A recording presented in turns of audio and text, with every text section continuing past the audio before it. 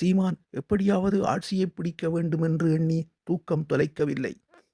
எப்படியாவது எம் தமிழ் மக்களை சிந்திக்க வைத்து விட வேண்டும் என்றுதான் தூக்கம் தொலைக்கிறார்.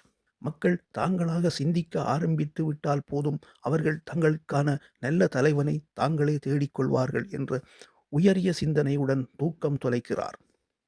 மக்களுக்கு கற்பிக்க வேண்டும் என்பதற்காக தனது கற்றல் காலம் முடிந்த பின்னும் கற்றுக்கொண்டிருக்கிறார். மக்கள் சிறப்பாக வாழ வேண்டும் என்பதற்காக தனது வாழ்வை அர்ப்பணிக்கிறார்.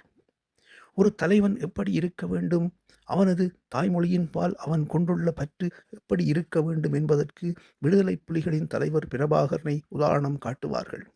தாங்கள் ஏற்றுக்கொண்ட கொள்கையை எந்த சந்தர்ப்பத்திலும் மீறமாட்டோம் என்பதில் பிரபாகரனும் சீமானும் வேறு வேறல்ல. பிரபாகரன் தனது வாழ்வை தனது மக்களுக்காக அர்ப்பணித்து உயிரையே உவர்ந்தார்.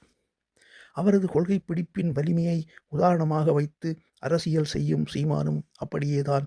பல ஆயிரம் கோடிகள் பேரம் பேசிய போதும் தனது மக்களுக்கு விரோதமான அரசியலை ஒருபோதும் செய்ய மாட்டேன் என்று மறுத்து கொள்கை பிடிப்போடு களமாடுகிறார்.